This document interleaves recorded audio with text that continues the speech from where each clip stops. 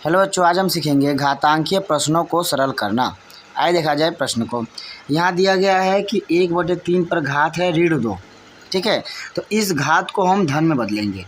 जब भी कोई घात होगी ऋण में, उसे धन में कैसे बदलते हैं, तो यहाँ देखिए, जैसे मान लीजिए 5 पर घात ऋण में है 1। ठीक है, तो इसका मतलब होता है 1/5, यानी उल्टा अंश। ये देखिए यहाँ नीचे कुछ नहीं है, इसका मतलब 1 ना। तो ये जो इसको हम धन में बनाएंगे, धन 1 कैसे होगा, 5 जो है ये नीचे आ जाएगा और 1 चला जाएगा ऊपर, यानी अंश नीचे हर ऊपर। ठीक है, बदल जाएगा। जैसे मान लीजिए लिखा होता 5/3 पर घात -2। ठीक है, तो इसको कैसे चेंज करते, जब इसको हम धन में बदलते हैं, यानी घात जो ऋण 2 है ये धन में बदलते तो होता 3/5 पे घात 2। देखिए माइनस से क्या बन गया, प्लस। ठीक है, और ये जो 3 हर में था ये बन गया अंश, और जो अंश था वो बन गया हर। इसी तरह हमें इसे पूरा सॉल्व करना है। ठीक है, तो यहाँ देखिए क्या लिखा है, 1/3 पर घात -2। तब इसे पलट देंगे, यानी 3/1 हो जाएगा। तो क्या हो जाएगा, 3/1 पर घात, अब -2 नहीं होगा, यहाँ पे क्या होगा, धन 2 यानी कि +2। ठीक है, अब ये देखिए माइनस बीच में लगाए तो उसको लगाएंगे, और 1/2 है, इसको देखिए भी ऋण में 3 है, इसे क्या करेंगे, प्लस बना देंगे। तो हो जाएगा 2/1 पर पावर 3। ठीक है, घात को पावर भी कहते हैं इंग्लिश में।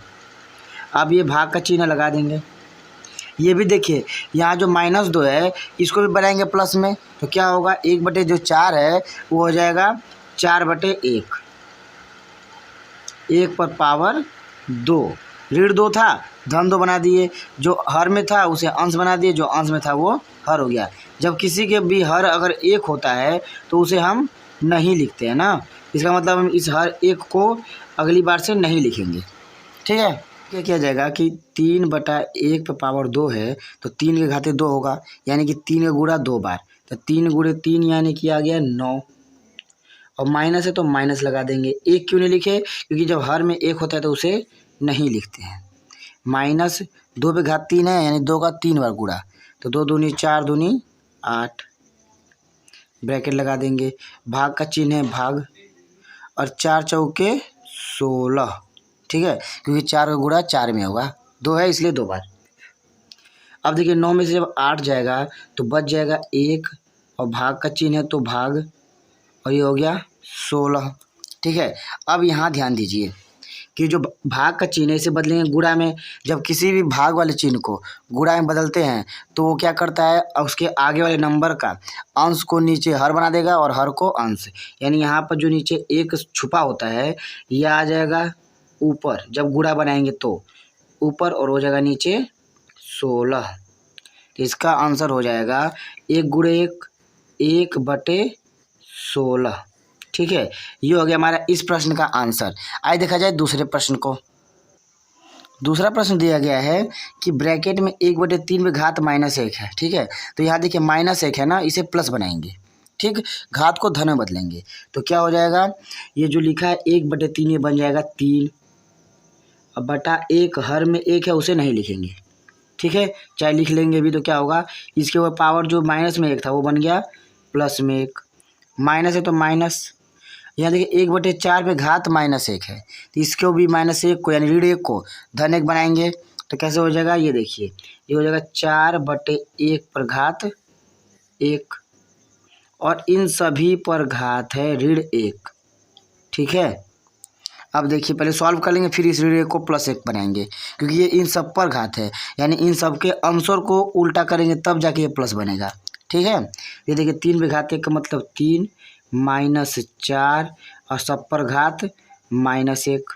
ठीक है, 3 में से 4 गया तो आ जाएगा हमारा -1, और इस पर घात -1।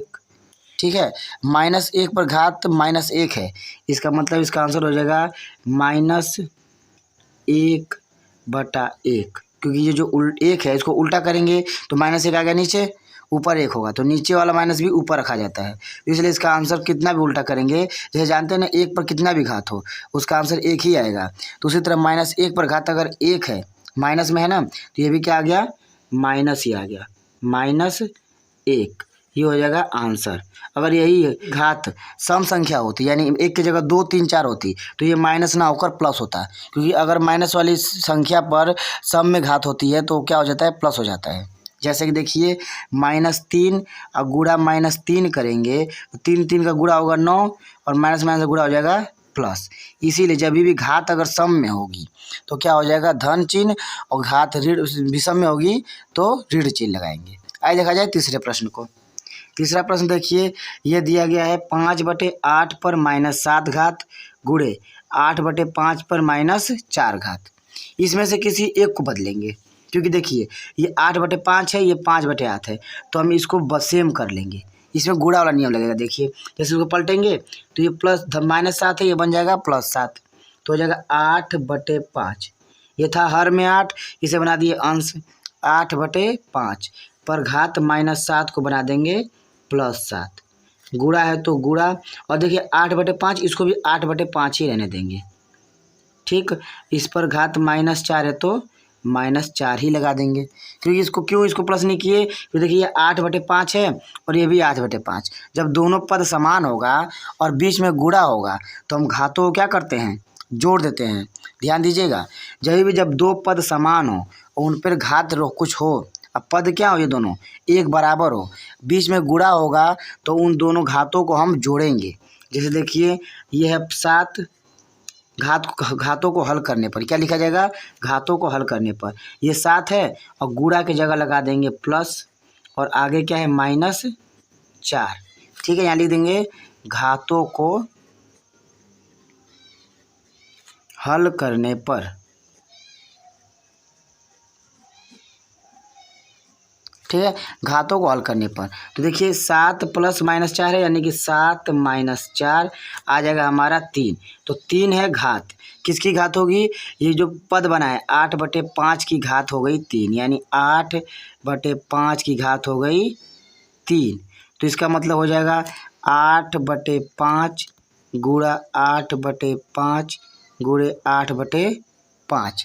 कितने बार गुणा, 3 बार। घात 3 है तो 3 बार गुणा। देखिए इसका आंसर आएगा 8 का जब 3 बार गुणा करते हैं तो आता है 512। ठीक, 8 8 64 और 64 का 8 में गुणा करेंगे तो 512 और 5 का गुणा करेंगे तो 125। ये हो जाएगा हमारा इस प्रश्न का आंसर। अगर वीडियो पसंद आया हो तो लाइक करें। अब मिलते हैं अगले वीडियो में। जय हिंद।